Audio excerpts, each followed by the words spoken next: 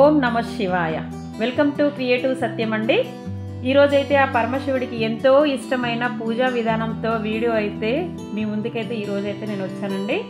ఈరోజైతే ఆ స్వామివారికి ఎంతో ఇష్టమైన ఆరుద్ర నక్షత్రం రోజున పూజ ఎలా చేసుకోవాలి, ఇంతకీ ఆ ఆరుద్ర నక్షత్రం ఏ రోజు వచ్చింది, 15వ తేదీన 16వ తేదీన వచ్చిందో, ఆరుద్ర నక్షత్రం ఎప్పుడు ప్రారంభమవుతుంది, ఎప్పుడు ముగిసింది, అసలు ఈ పూజ ఎప్పుడు చేసుకోవాలి, ఎలా చేసుకోవాలి, ఇంట్లో చేసుకోవచ్చా, గుడిలో చేసుకోవచ్చా అనేది ఈరోజు వీడియోలో అయితే స్పష్టంగా మనం తెలుసుకుందామండి. మార్గశిర మాసంలో వచ్చే ఆరుద్ర నక్షత్రం చాలా విశేషమండి. ఈ ఆరుద్ర నక్షత్రం రోజే శివయ్యకి అత్యంత శక్తివంతమైన అభిషేకం జరుగుతుంది. మహాశివరాత్రి లేదా మాస శివరాత్రి లేదా ప్రతి సోమవారాలు లేదా కార్తీక మాసం వీటన్నింటికన్నా ఈ ఆరుద్ర నక్షత్రం వచ్చిన రోజున గనక ఆ శివయ్యకు అభిషేకం చేస్తే సకల పాపాలు తొలగిపోయి కోటి రేట్ల పుణ్యం కలుగుతుందండి. అయితే ఎందుకు ఈ ఆరుద్ర నక్షత్రానికి ఇంత ప్రత్యేకత అంటే, మార్గశిర మాసంలో వచ్చే ఆరుద్ర నక్షత్రం శివయ్య జన్మ నక్షత్రం అండి.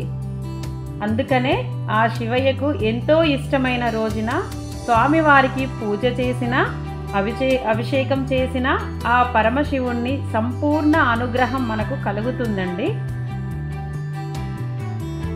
అయినా ఆ స్వామివారికి ఇష్టమైన రోజే ఈ ఆరుద్ర నక్షత్రం రావడం చాలా విశేషమండి. అయితే ఆ రోజు ఎప్పుడు వచ్చింది అన్న విషయాలు ఈ వీడియోలో అయితే అన్నీ తెలుసుకుందామండి. ముందుగానైతే ఈ ఆరుద్ర నక్షత్రాన్ని ఆర్ధ నక్షత్రం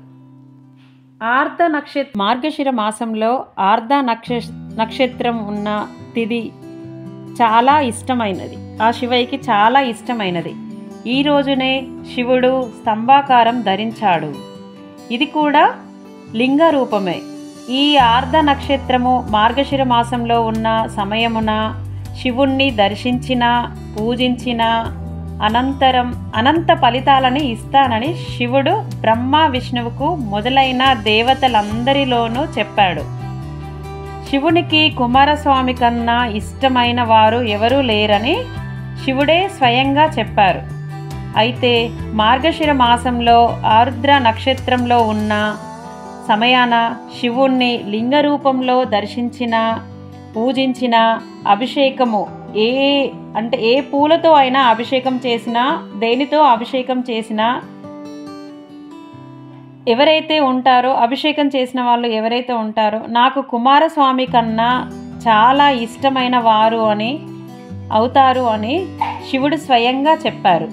అయితే ఈ మార్గశిర మాసంలో ఆరుద్ర నక్షత్రం రేపు సోమవారం 16వ తేదీ నుండి కాబట్టి రేపు సోమవారం నాడు శివుణ్ణి భక్తి శ్రద్ధలతో దర్శించి, అభిషేకించి, మారేడు దళాలతోనూ పూలతోనూ పూజించి శివునికి 16వ తేదీ నాడు కాబట్టి రేపు సోమవారం నాడు శివుణ్ణి భక్తి శ్రద్ధలతో ఎవరైనా దర్శించి, అభిషేకించి, మారేడు దళాలతోనూ పూలతోనూ పూజించి అభిషేకించిన ప్రతి ఒక్కరికి ఆ శివుడి అనుగ్రహం ప్రతి ఒక్కరికి కూడా ఉంటుందని పురాణంలో అయితే చెప్తున్నాయండి.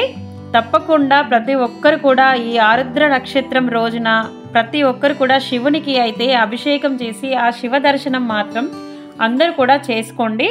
ఓం నమః శివాయ.